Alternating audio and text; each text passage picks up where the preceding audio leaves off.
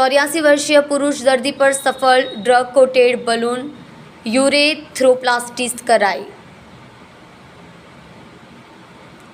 સુરતમાં 84 વર્ષના પુરુષ દર્દીમાં મૂત્રમાર્ગની ગંભીર સ્ટ્રક્ચરનું નિરાકરણ લાવવામાં આવ્યું છે।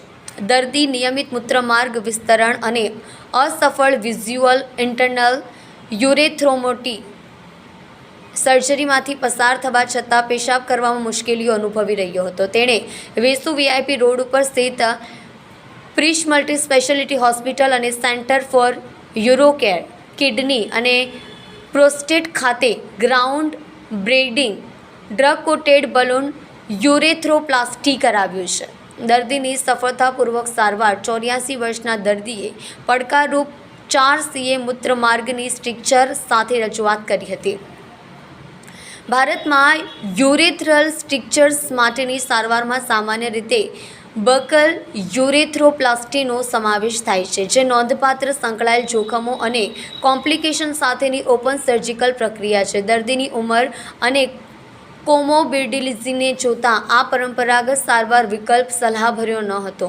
પ્રિશ મલ્ટી સ્પેશિયાલિટી હોસ્પિટલ સુરતના urologist doctor Subodh Kamble drug coated balloon urethroplasty નામની અત્યાધુનિક ટેકનિકનો ઉપયોગ કરી 84 વર્ષીય પુરુષ દર્દીની સફળતાપૂર્વક સારવાર કરી હતી।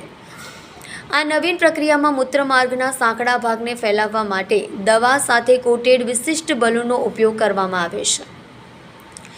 ઉપચારને પ્રોત્સાહન આપે છે અને પુનરાવૃત્તિનું જોખમ ઘટાડે છે। ત્યારે ડ્રગ કોટેડ બલૂન યુરેથ્રોપ્લાસ્ટી બાદ 84 વર્ષીય દર્દી સંપૂર્ણ સ્વસ્થ થઈ ગયો છે। આ કેસના મુખ્ય યુરોલોજિસ્ટ ડૉક્ટર સુબોધ કાંબલેએ જણાવ્યું હતું કે આ કિસ્સામાં ડ્રગ કોટેડ બલૂન યુરેથ્રોપ્લાસ્ટીની સફળતા યુરેથ્રલ સ્ટ્રક્ચર્સના સંચાલન માટે નવી શક્યતાઓ ખોલે છે, ખાસ કરીને દર્દીઓમાં જ્યાં પરંપરાગત સર્જિકલ હસ્તક્ષેપ વધુ જોખમ ઊભું કરી શકે છે। અને ડ્રગ કોટેડ બલૂન યુરેથ્રોપ્લાસ્ટીની સંભવિતતા આ નવીન સારવાર બાદ દર્દીના યુરોલોજિકલ સ્વાસ્થ્ય અને જીવનની ગુણવત્તામાં નોંધપાત્ર સુધારો જોવા માટે રોમાંચિત છીએ। કલ્પેશ રાણા સાથે જોતા રહો ન્યૂઝ 9 ગુજરાતી, સુરત।